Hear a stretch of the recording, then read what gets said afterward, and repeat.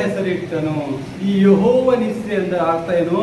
ಯೆಹೋವನು ನಮ್ಮ ಜಯ ಧ್ವಜ. ಜಯದ ಧ್ವಜ ಯಾವ್ದಿರ್ತದ? ನೀ ಎಲ್ಲಿ ಗೆದಿಯಲ್ಪಡ್ತಿ, ನಿನ್ನ ಆತ್ಮಿಕವಾಗಿ ಗೆದಿಬಹುದು, ಶಾರೀರಿಕವಾಗಿ ಗೆದಿಬಹುದು.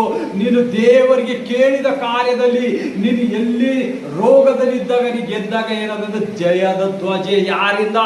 ಯೆಹೋವ ರಫನಿಂದ. ಈ ಯೆಹೋವ ರಫ ಏನಾರ ನಿನಗೆ ಅವನೊಂದು ಬ್ಯಾನರ್ ಆಗಿದ್ದಾನೆ.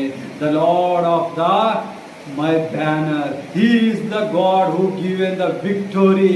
People against the enemies. ನೋಡ್ರಿ, ನಿಮ್ಮ ವಿರೋಧಿಯಾಗಿ ಎದ್ದು ಬಂದಿದ ಪ್ರತಿ ಒಂದೊಂದು ದುಷ್ಟಾತ್ಮಗಳಿಗೆ ಯೇಸು ಮುರಿಯಲ್ಪಡ್ತಾ ಇದ್ದಾನೆ. ನಿಮ್ಮ ನೈತಿಕವಾದ ಜೀವನದಲ್ಲಿಯೂ ಆತ್ಮಿಕವಾದ ಜೀವನದಲ್ಲಿ ಏನನ ಯೆಹೋವನಿಸ್ಸೆ ನಿನಗಾಗಿ ಯುದ್ಧ ಮಾಡುವಂತನಾಗಿದ್ದಾನೆ, ನಿನಗಾಗಿ ಜಯವನ್ನು ತರಿಸುತ್ತಿದ್ದಾನೆ, ಜಯದ ಧ್ವಜವನ್ನು ಹಾರಿಸುವಂತನಾಗಿದ್ದಾನೆ. ಅಂತ ಬಲವಾದ ದೇವರನ್ನು ನೀವು ಬಿಟ್ಟು ಎಲ್ಲೋ ಸುಳ್ಳಾದ ದೇವರಗಳಿಗೆ ಹಿಂದೆ ಜಾಗಿ ಹೋಗ್ತಾ ಇದ್ದೀರಾ. ನೀವು ಸುಳ್ಳಾದ ಕಾರ್ಯಗಳಿಗೆ ಒಳಗಾಗಿ ಹೋಗ್ತಿದ್ದಾನ. ನಿಮ್ಮ ಮಧ್ಯದಲ್ಲಿ ನಿಂತ ನಿಮ್ಮ ವೈರಿಗಳನ್ನು ತೆಗೆದು ಬಿಡ್ತಾನೆ. ನೀನೊಂದು ಕಾರ್ಯಕ್ಕೆ ಹೋಗ್ತಾ ಇದೀಯಾ, ನೀವು ಬಿಸ್ನೆಸ್ಗೆ ಹೋಗ್ತಾ ಇದೀಯಾ, ರೋಗದಲ್ಲಿ ಬಿದ್ದಿದ್ಯಾ, ನಿನ್ಗೆ ಹಾಸ್ಪಿಟಲ್ ಅಲ್ಲಿ ಸ್ವಸ್ಥತೆ ಆಗ್ತಾ ಇಲ್ಲ, ನೀನು ಫೈನಾನ್ಷಿಯಲ್ ಬ್ರೇಕ್ ಆಗಿದ್ಯಾ, ಪ್ರಾರ್ಥನೆ ಮಾಡು. ಯೆಹೋವನಿಸ್ಸೆ ನನಗೆ ಮಾರ್ಗ ತೆರಿ. ನನ್ನ ವೈರಿಯಲ್ಲಿ ಯಾರಿದ್ದಾರ